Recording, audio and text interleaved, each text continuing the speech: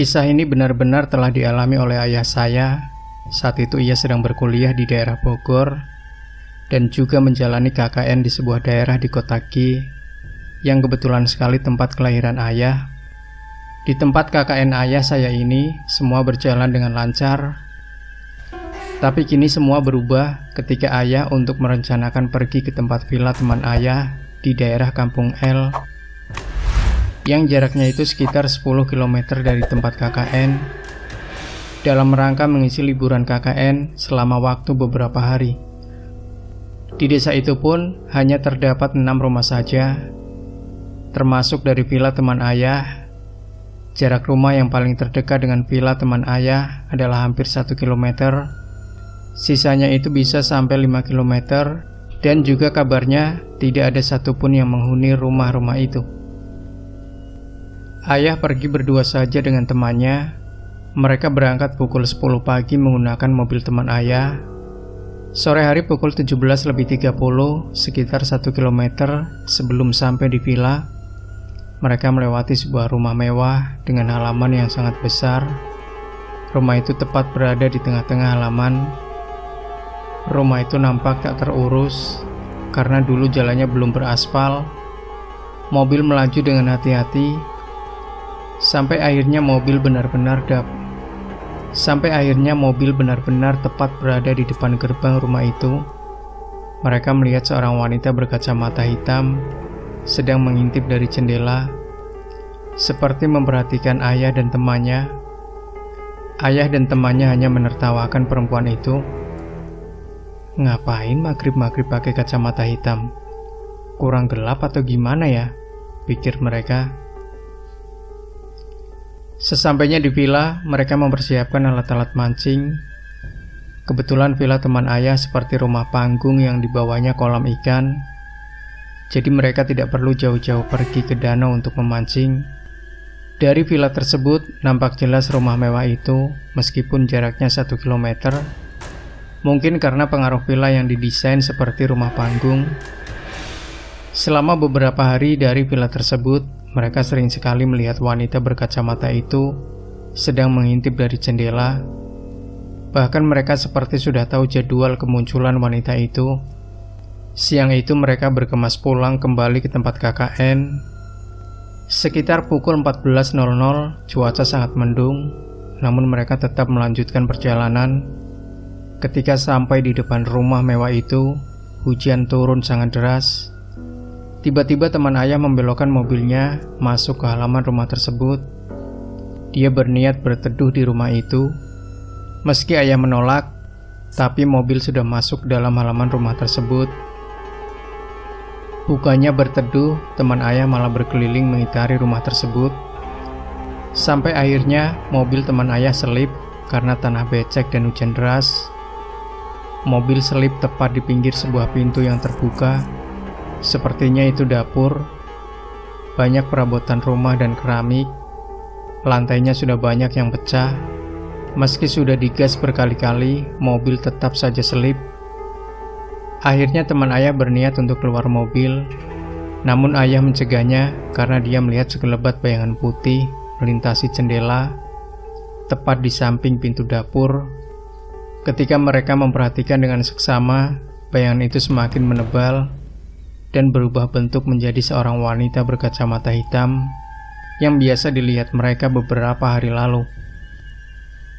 Dan yang lebih mengagetkan, ternyata wanita itu tidak berkacamata hitam, melainkan tidak memiliki bola mata. Kemudian wanita itu menghilang dan teman ayah pingsan. Tinggal ayah sendiri yang masih tersadar. Setelah agak tenang, ayah mengambil alih kemudi. Lalu tiba-tiba saja mobil tidak selip lagi. Setelah teman ayah tersadar, akhirnya mereka pulang dengan selamat. Semenjak kejadian itu, teman ayah jadi penasaran dengan sejarah rumah itu dan menyuruh ayah untuk mencari tahu apa yang sebenarnya terjadi di rumah itu. Kemudian ayah menceritakan semuanya pada nenek, karena dulu nenek pernah tinggal di kampung seberang daerah L itu. Dulu tetangga nenek pernah ada yang bekerja sebagai pembantu di rumah itu. Namun hanya 3 bulan saja setelah istrinya mengalami kesurupan yang tak henti-hentinya. Setiap kali kesurupan, bola mata sang istri seperti akan loncat keluar. Pernah suatu kali kesurupan dan matanya membesar seperti akan pecah. Namun setelah suaminya keluar dari pekerjaan itu, istrinya sembuh total. Sebulan kemudian, pegawai baru yang tidak mengetahui cerita pekerja lama sudah mulai bekerja di rumah itu. Dia bekerja bersama istri dan anaknya yang masih kecil. Anaknya berumur sekitar 7 tahun. Bocah itu sering main sendiri, tapi seperti ada yang menemaninya. Sampai akhirnya bocah itu hilang seharian. Setelah dicari-cari, anak itu berada di dalam sumur dengan perut yang terikat tali timbaan. Alhamdulillah masih dalam keadaan hidup. Namun kemudian anak itu seperti trauma dan berteriak-teriak membahas mata. Akhirnya mereka juga keluar dari pekerjaan. Jadi pada zaman dulu, saat penjajahan Belanda, ada seorang bangsawan Belanda yang menikah dengan seorang wanita bangsawan pribumi. Mereka dikaruniai 3 orang anak laki-laki, namun anak pertama memiliki tabiat yang sangat buruk. Dia sering memasukkan wanita berbeda ke kamarnya selama berhari-hari. Sampai suatu hari, salah satu wanita yang diajak ke rumahnya tewas dengan mata yang terluka. Karena tidak mau menanggung malu, sebagai seorang bangsawan, mereka membayar orang dan membuangnya ke sungai. Diharapkan masalah selesai, justru malah petaka yang datang. Wanita bangsawan itu menjadi sering kesurupan, hampir sama dengan kisah pegawai pertama. Hanya saja dia kesurupan sampai meninggal. Jika saja pada saat berkeliling mengitari rumah itu, mobil teman ayah tidak selip dan diteruskan ke halaman belakang, maka ayah dan temannya akan menemukan sebuah pohon alpukat. Dan di bawah pohon alpukat itu ada sebuah makam, yakni makam wanita bangsawan tersebut. Setelah Belanda kalah, pulanglah bangsawan Belanda memboyong serta ketiga anaknya kembali ke Belanda. Dan seiring kepergian mereka ke Belanda, mereka menitipkan rumah tersebut pada pegawai, seperti yang sudah diceritakan sebelumnya.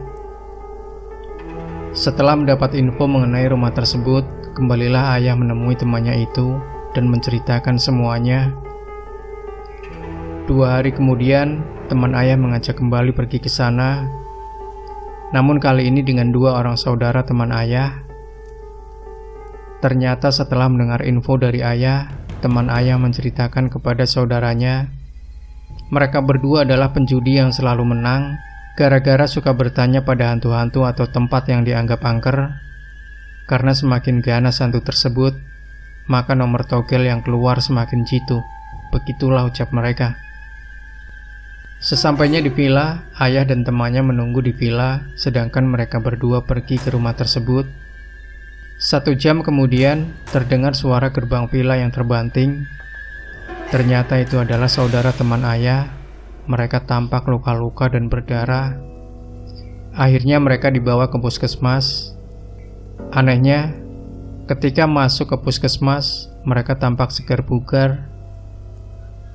Tak ada luka sedikit pun. Namun mereka dibawa kembali ke villa, mereka kembali luka-luka. Dan akhirnya mereka memutuskan diam saja di villa. Kemudian ayah menanyakan apa yang terjadi. Ternyata ketika mereka sedang menyiapkan sesajen dan melakukan ritual, tiba-tiba di hadapan mereka ada seorang wanita duduk membelakangi. Ketika mereka mulai menanyakan nomor togelnya, si hantu tersebut akan memberikan jawabannya, asalkan salah satu dari mereka harus mati dan menemani dia. Karena tidak mau, akhirnya mereka berusaha kabur.